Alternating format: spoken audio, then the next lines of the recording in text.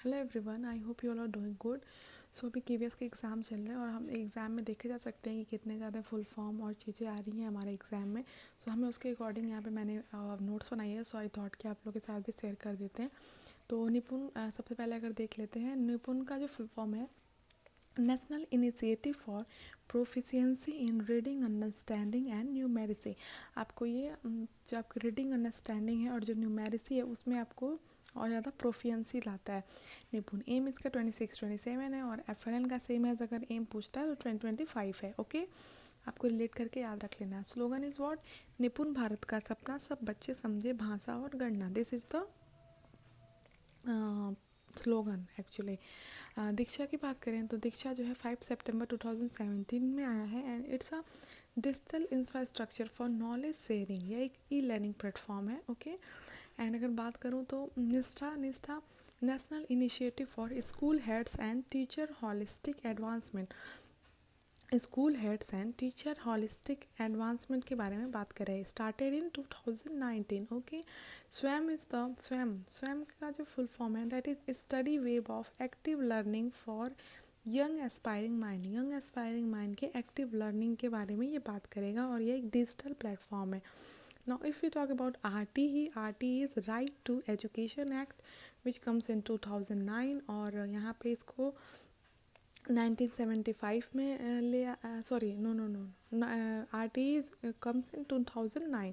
NCF के बारे में बात करें तो national curriculum framework. Okay, national curriculum framework जो कि 2009 में फाइनल इसको लिया गया। ये आया तो कई बार है, like it comes in 1975, 1988, 2000, 2005, then it comes in 2009। 2009 वाला भी चल रहा है और इसका जो एम है that is what? Learning without burden. बच्चा जो है बिना बोझ के पढ़ाई करे तो वो ज़्यादा बेनिफिशियल होगा। Now if you talk about NCTE, NCTE is what? National council for teacher education, जो कि 1993 में आया है एंड इम्प्लीमेंट किया गया, इसको लागू किया गया 1995 में। ओके, आपको ऐसे रिलेट करके याद रखना है जिससे आपको ये हेल्पफुल होगा, ऑप्शन आएगा तो आप इजीली कर लोगे। टीपैक की बात करें, TPACK is what? Technological pedagogical knowledge. It's a technological pedagogical knowledge. And अगर सार्थक की बात करें so student and teacher holistic advancement through quality education. ये स्टूडेंट और टीचर के जो हॉलिस्टिक एडवांसमेंट हैं क्वालिटी एजुकेशन में, उसके बारे में बात करा SARTHAQ. Okay, now if you talk about EACPM, EACPM is it comes in I think it comes in FLN, या FLN के अंदर आता है ये। इसका फुल फॉर्म है economic advisory council of PM. PM के जो इकोनॉमिक एडवाइजरी काउंसिल है ये है। आपको बस थोड़ा सा लुक थ्रू कर लेना ताकि एग्जाम में ऑप्शन आएंगे तो आप इजीली कर ले जाओगे। Smart is what? Specific measurable achievable realistic timely. smart, specific, measurable, achievable, realistic, timely. This is the full form. Now if we talk about FLN is what? Foundational literacy and numeracy. हमारा M जो है वो 2025 है, अभी मैंने आपको हाल में बताया है। एंड अगर बात करें NEP 2020 तो ये NEP 2020 ऐसे ही फेमस है, आपको याद रखना है। नेशनल एजुकेशन पॉलिसी के बारे में बात कर रहा है। Now if you talk about परख तो परख is what? Performance assessment review analysis of knowledge for holistic development. ये हमारे जो हॉलिस्टिक डेवलपमेंट है उसके बारे में बात करा है। परख इज़ इम्पॉर्टेंट, याद रखना आपने। थोड़ा सा कंफ्यूजिंग है, आप तोड़ तोड़ के पढ़ोगे तो आप इजीली याद कर ले जाओगे। Okay, now if you talk about CDP continuous profession development and if you talk about CCE continuous and comprehensive evaluation, it comes in 2005 and 1986 में इसकी बात की गई थी हमारे सामने। जो बातें होती हैं वो रखा गया था 1986 में। ECC is what? Early childhood care and education. ECCE early childhood care and education, जो कि 1986 में बात करा गया था। SPM is what? School preparatory module.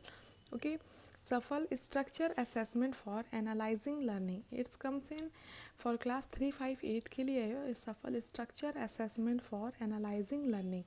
NCPF ECCE, NCPF ECCE is a same topic से लिया गया NCPF, तो ECCE का फुल फॉर्म हमें याद रखना है। बाकी national curriculum and pedagogical framework for उसके बाद से इसी का जो फुल फॉर्म है उसको ऐड कर सकते हो, वहाँ पे मैंने शॉर्ट कर दिया है। ये एनसीईआरटी द्वारा डेवलप किया जाता है।